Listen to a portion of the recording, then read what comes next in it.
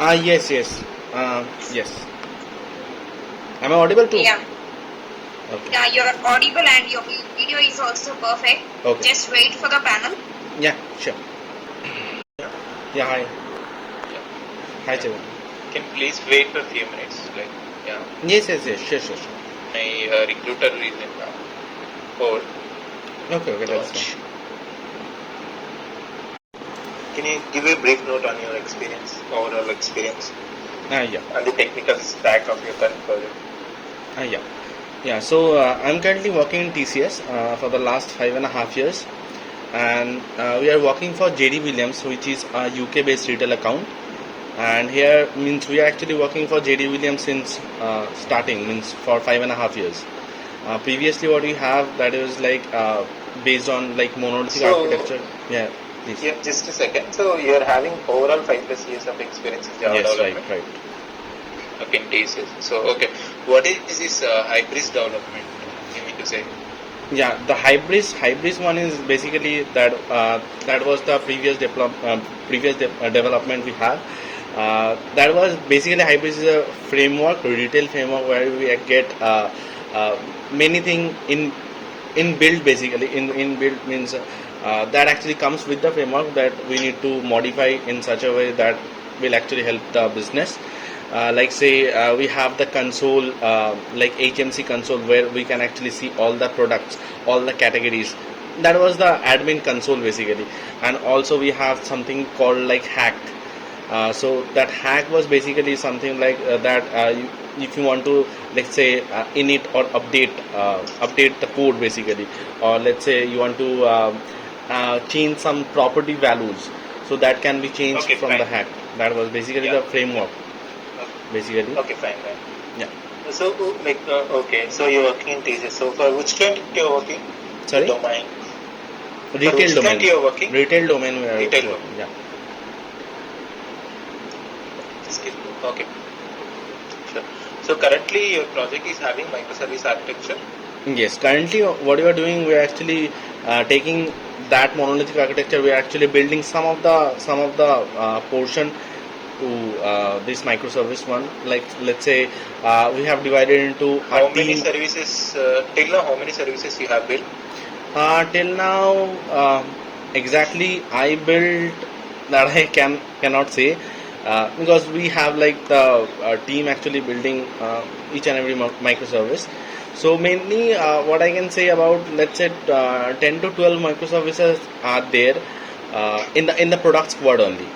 Okay, I'm talking about the product squad. I'm actually part of the product squad. We actually have like different squads also, like order squad, like promotion squad, checkout squads. Those squads are different. We actually don't have much idea about those because we are actually running from home right now. So that is like not visible to us. But in our product squad, what we are mainly doing, we are mainly like let's say. We are getting some feed about the saving of let's say product.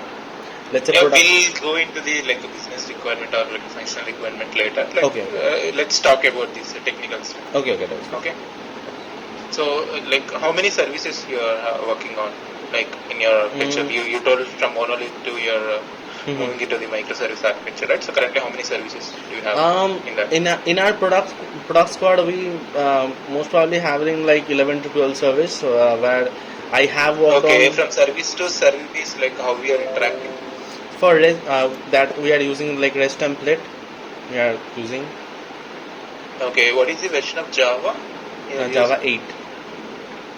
Java 8 REST template. Okay, so what are the operations you are performing? Sorry? HTTP operations. What are the operations you are performing? So, are you performing any patch?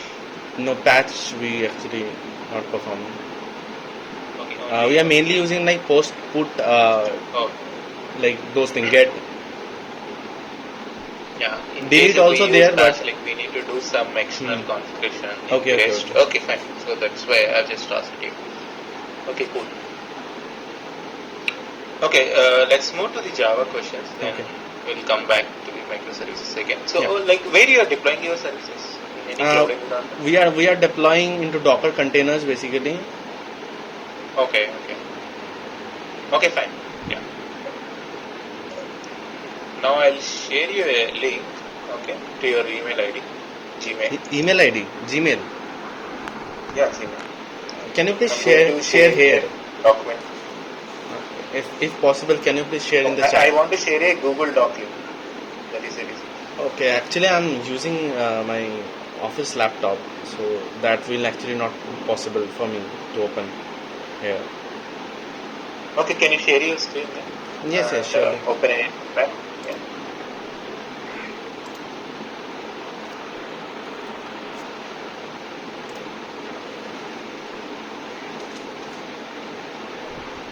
And Notepad is fine, right? Yeah. So, okay. Now suppose you think you have a class. Okay. I'm just moving to the Java questions. Okay.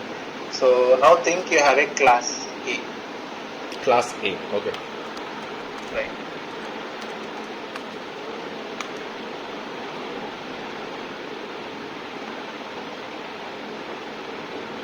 In that you have public void test method.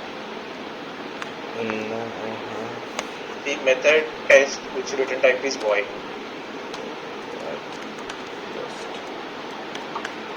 Okay. Yeah. And you have one more method. Its return type is int. Public void int. Public void int. Public int. Public test. int test. Okay. Right. So write one more method test whose return type is int. Okay. You can just return any integer like one, return one, kind of. Yeah. Now we have valid code, right? Yes. So my question is, you have a test method, right? Are we doing and return types are different here? Yes. Are we doing any method overloading here? Yes, we are actually doing method overloading because we are returning different parameters. The signature is not same. Different parameters. We don't Sorry. have parameters. We are returning means the return type is different. Here the return type is int. Here the return type is void. Where we are not returning anything. Okay. So do you think this is a valid class? Are we actually doing overloading or no? Whatever I actually think of, we need to have like the exactly we need to have. No. Like we'll keep the test right. The Okay. other things. So in the current methods, for the current methods, are we having any method overloading or not? In this class, we are overloading test, but Overloading test. Okay. How we are overloading test? How can you say that we are overloading test? that is the thing. But the thing is like if you don't have any parameters, like test is nothing but to test doesn't have any parameters. So in that case, we are actually not overloading.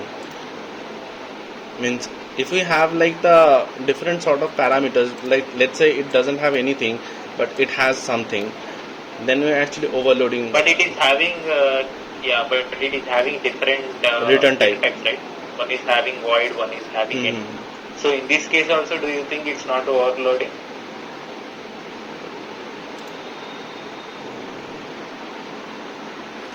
N type is different.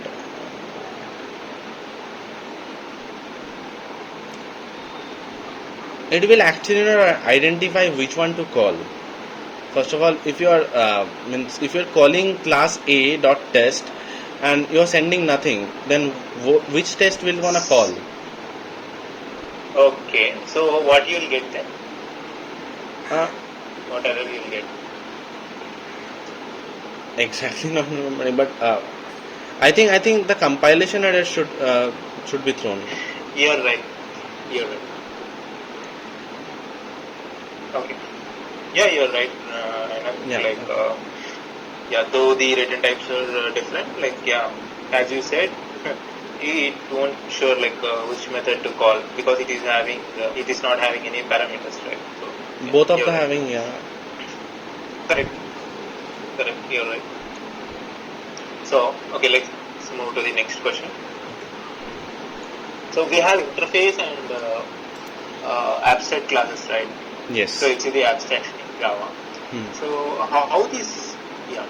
So like in which cases you will go with this interface concept, and in which cases you will use these abstract classes in your implementation? Okay. So see, abstract class actually contains non-abstract methods as well. Means the number of non-abstract method and also abstract method that you can actually have. Uh, but in the case of interface, if you are adding like if you need to add like only like abstract methods, then one or more you can actually have. But if you are using like the functional interface, in that case only one abstract method that you can have in your interface. And also you can actually add like default and static methods in the interface.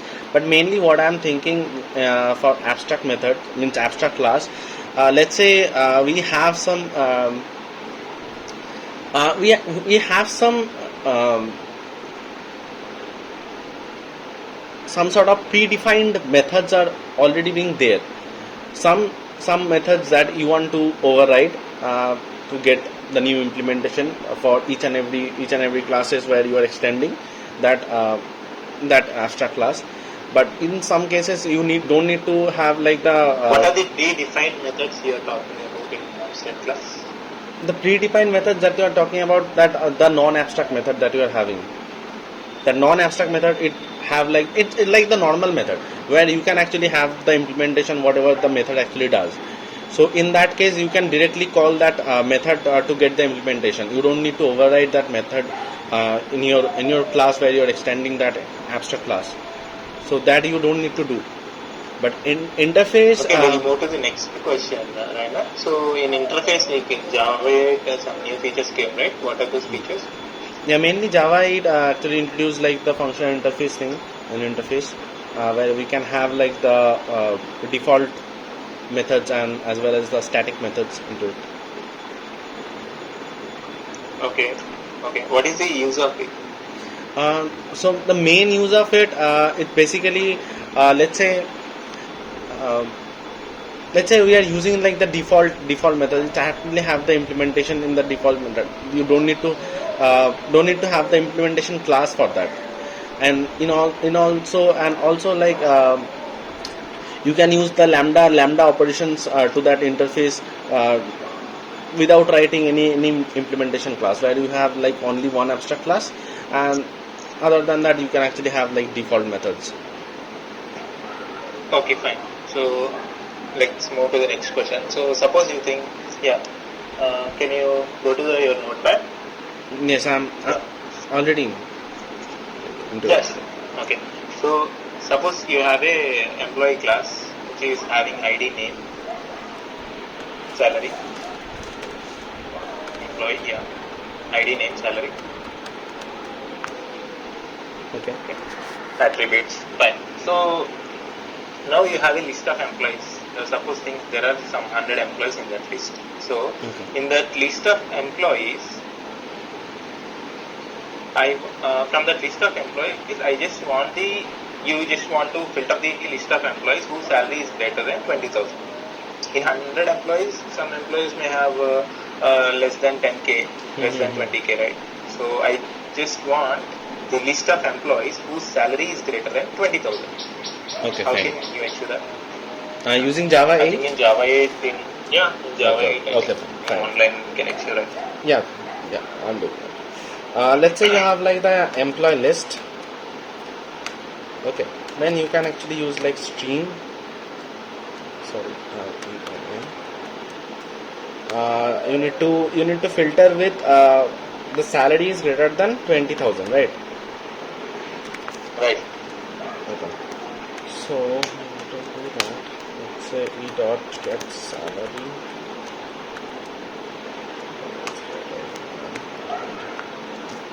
So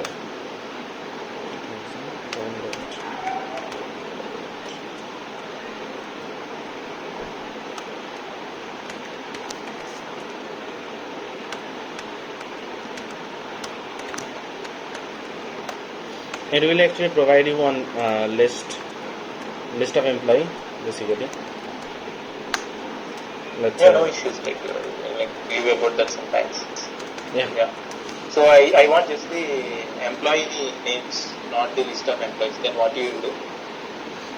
You I want want the list of employees whose salary is greater than 20,000. okay. Only List of name, employee only name, names. Yeah. only name. Okay. In that case, you can actually use like what I can think of. You can use map.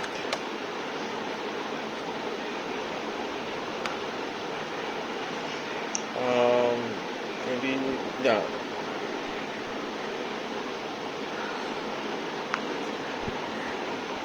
Okay.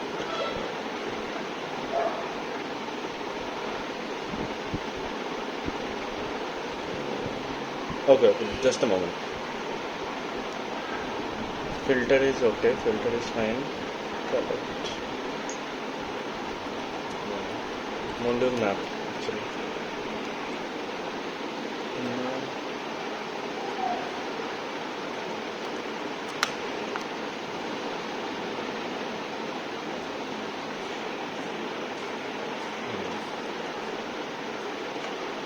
I think you have to use map.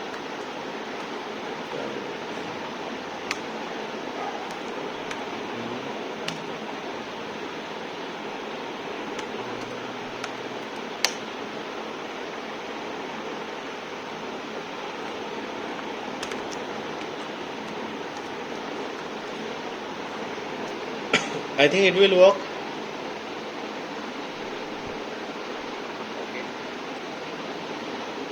You will get a list of strings.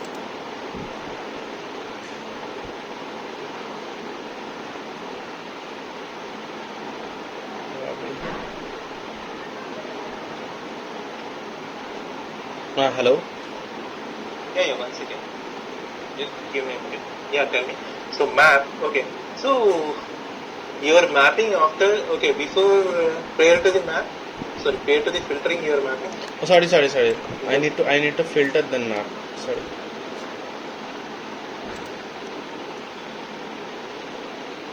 Okay. Okay. So, like, what is the approach to eliminate the duplicate objects from a list of objects? A list of objects approach. Okay. So you have some list of employees. So you want to. So there is a requirement to eliminate the duplicates. Okay. Duplicates in the sense some based on some attributes. Yeah, think like take an example like based on some attributes. Okay. There is actually one function called distinct, but I don't know that will actually work for.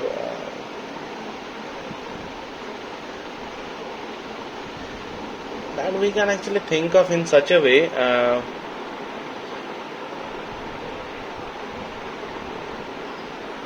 No.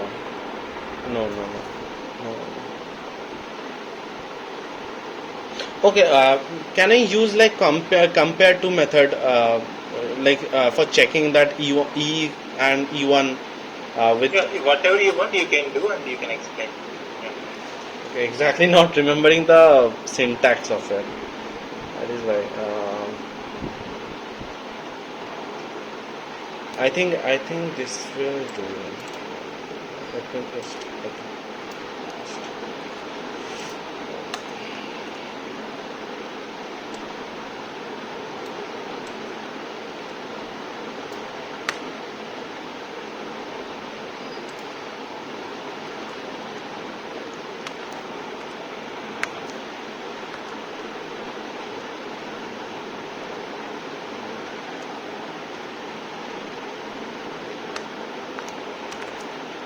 Okay. So what is the purpose of a hash code and equals method? Hash code and the equals method actually it actually checks. Means okay. Usually see every class will inherit the properties from the object class, right? Which is a parent class, Yes. usually in Java. So that is having equals and hash code method. So usually if you observe, like in some of our classes, we usually override that equals and hash code methods, right? So what is the purpose of overriding equals and hash code methods? So how it helps us? Yeah. So mainly what you actually do, if you are not overriding that hash code and the equals method, if you can have like let's say you have one employee object, and employee object is having, let's say, only one attribute, let's say ID, and let's say you have put ID as 1 and you have created employee object E1, and then you are creating employee object E2 with the same ID. Okay, so if you're not overriding the hash code, what it actually do, it will actually means JVM actually calculate the hash code, and the hash code will be different each and every time.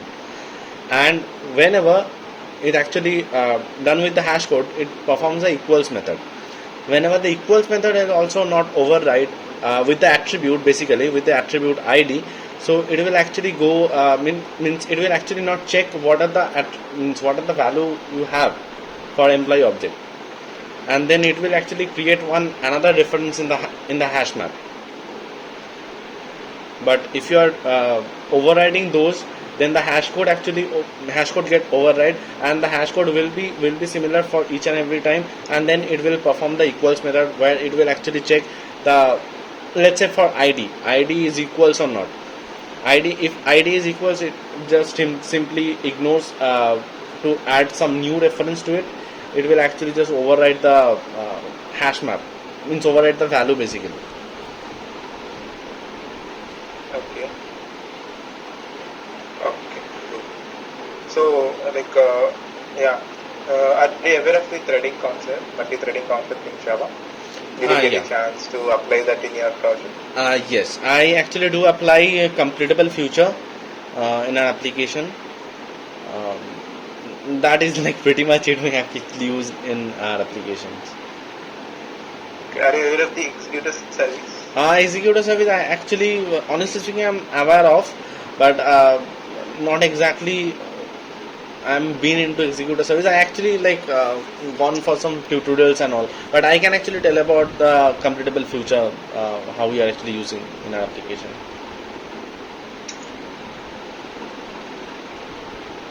Okay,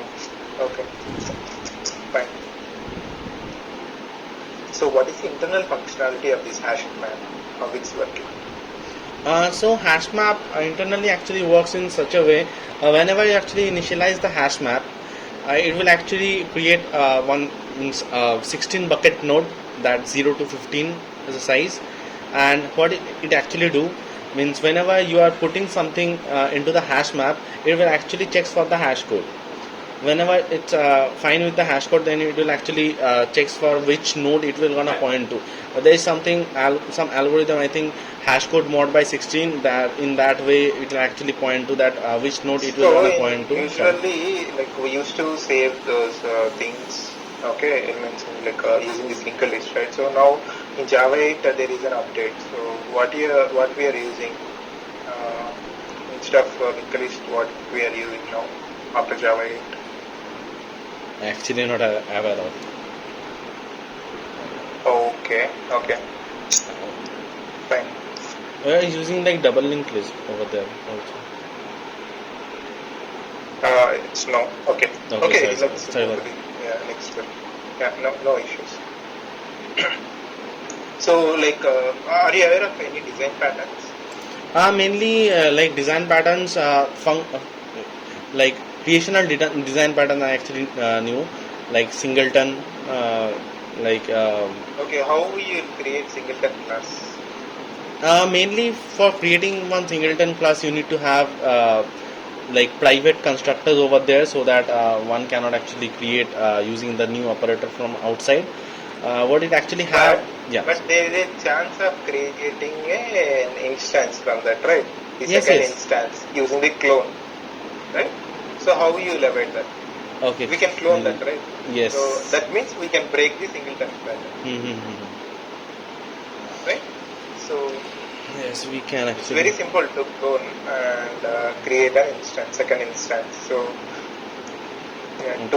that means singleton pattern is break. So we shouldn't allow anyone to break that singleton pattern. So what is your approach here? Do you use some serialization over there? No, actually there are three things. Using reflection we can break, using serialization we can break, using cloning we can break. So I have taken example of cloning. So using Okay. cloning we can break, right? So how to avoid breaking of a singleton pattern in case of Okay. cloning? Okay. That is my question. Yeah. Yeah, I got it. Got your question actually.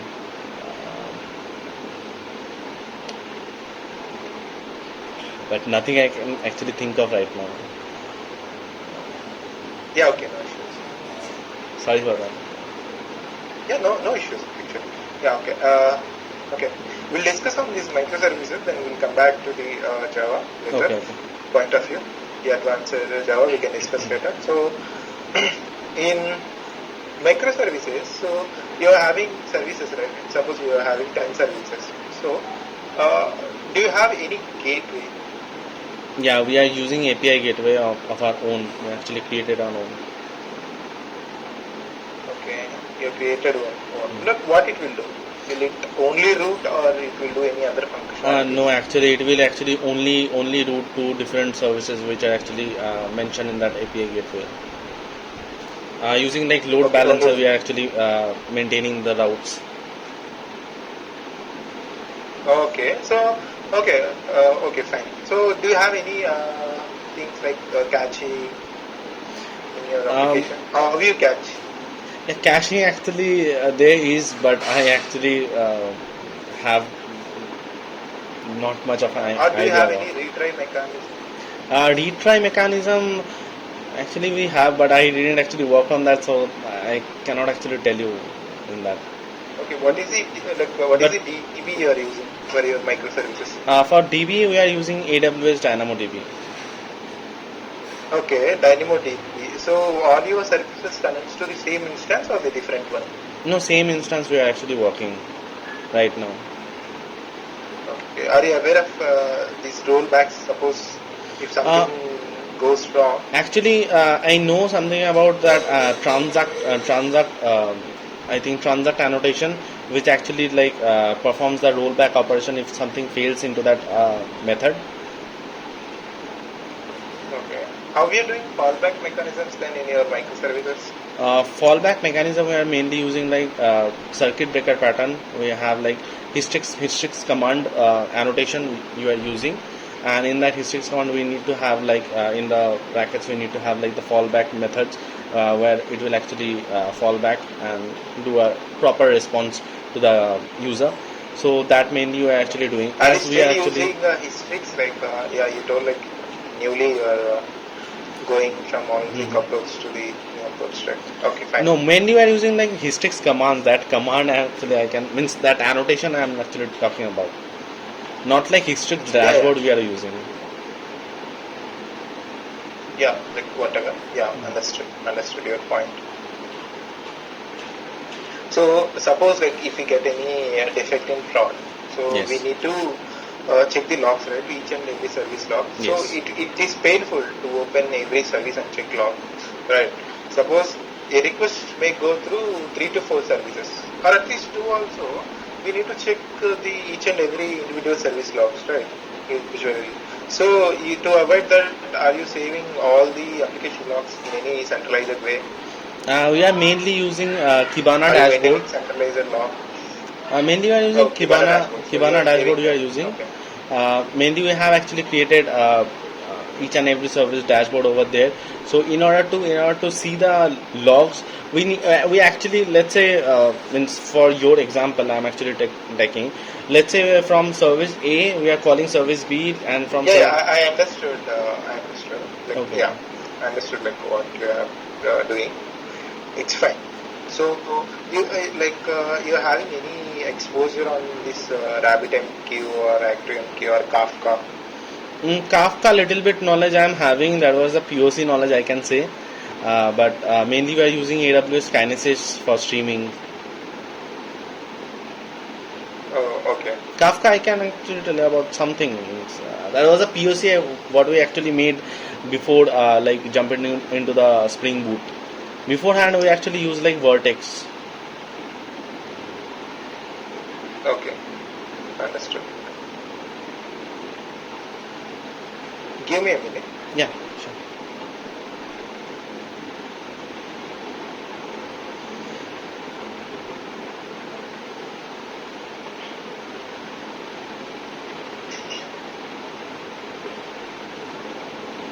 Okay, fine. Okay. So, okay. In Springboot, like all your services are in Springboot, right? Yes. So, like we'll be using @qualifier, right? Yes. Annotation. Yes. So, what is the purpose of using that @qualifier? Okay. So the thing is, like, we can have like different implementation of some bean. Let's say we have one interface that is the bean, and we have some different implementation of those. Means separate components are there. So in order to let's say you want to auto add that interface, to auto add that bean, let's say, to one class, but you have no reference that which implementation you actually want. So in that case, actually the qualifier does the job. We can have like mentioning qualifier in each and every component, that yeah, this is the bean and that is the bean. Let's say it's a bean and that is a B bean. So whenever we actually doing the auto word let's say interface, or let's say bean, then we need to mention that which implementation you want to get performed by setting that qualifier, that yeah, A bean. So it will actually point to that A bean. So in that way, this qualifier.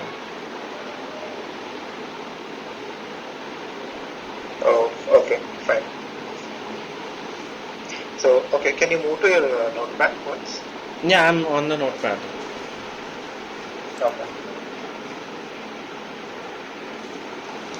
So, can you just write an example for the palindrome program? So, Sorry, palindrome. using palindrome. Okay. Can you tell me like whether the given string is palindrome or not? A sample example program. Okay. Like let's say Logic is enough. Like let's say madam. Simple logic is enough. Madam. Yeah, like you can take Okay. anything. Okay. You can take madam or car race, whatever it may be. Okay. So So car race, not car race. Madam. You can take madam.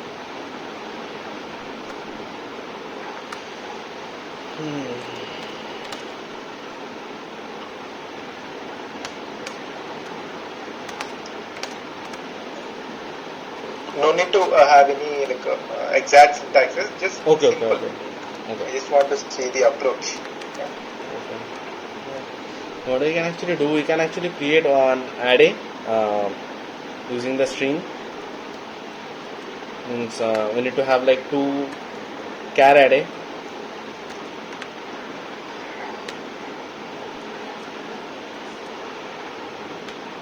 I think two char array is the function where we can actually move to like this, and then we can actually just think of we need to reverse. First of all, we need to check the first element with the last element, basically.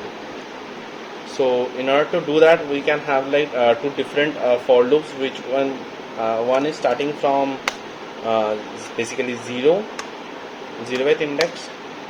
It's I less than, let's say, arr dot length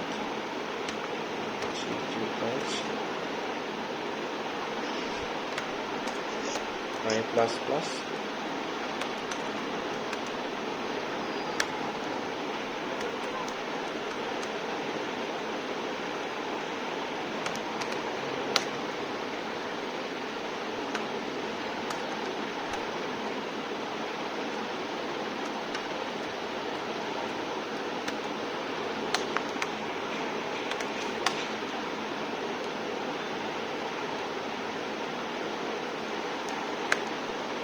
minus 1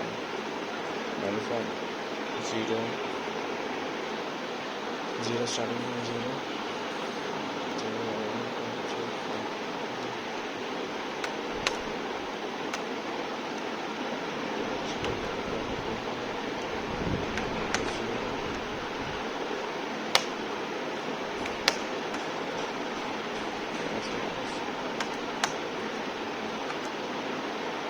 we can have one flag basically.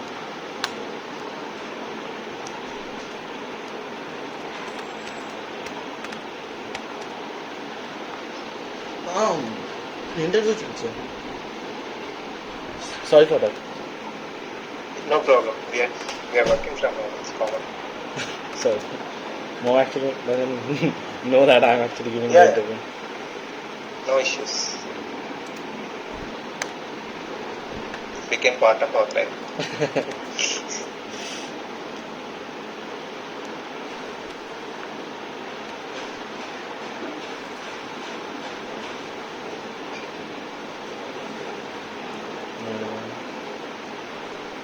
You're making it as so complicated. I agree. Okay, sorry. Okay, what? Okay, Okay, so let's go to the next question. Like, see, in Java, like we have the concept of it's comparable and comparator, right? Mhm. So, in which cases you'll go with this comparable and comparator? Like, what is the use of this? comparable and comparator. Comparator actually checks for the value. Comparable, I Can you think. give an example? Yeah. Uh, comparable. Let's say you have like two object. Uh, so like similar. Let's say what I can say. Two object that we are actually what I can say. string string we can actually use. Let's say we are creating two different string object using a new operator. Then we can actually let's say they are actually holding the same value. Then they are actually holding the same reference basically. Uh, Means S1 and S2 both having like the same difference because they are pointing to the same value. So in that case, it will actually checks for the value and the reference as well in the comparable. I think comparator actually Can does you checks. write and show like an example? I actually forgot the syntax. Yeah. Okay. Fine. No issues. So, like in your service, the last question. So, in your service, like, what is the flow happening in your microservice? Suppose you have a service which is implemented using Springboot. So, what is the flow going on Sorry, from controller to the actually. repository? From Okay, controller to okay. repository, like how the flow going Okay, on? okay. So the thing is like we can means we have like one not exactly UI you can actually tell about that basic UI we actually made of for the admin right now that we can actually means the service can be called from the UI. That is one point, and service can be called from Swagger or Postman also. So let's say service is called, the endpoint has been called. Now the endpoint, what it actually do, it's actually checks for that. Okay, this is the request mapping, and this controller has to be hit. So in that way, from the dispatcher servlet, it actually goes to means falls down to that REST controller. From REST controller, we are moving the service request to request to service, and then from DAO. DAO means the repository we are using. We are actually processing to DAO. Let's say for get or push, something like that operation, and then you are backtracking those things, and then you are getting back the response. Okay. Thank you, Vinay. Okay.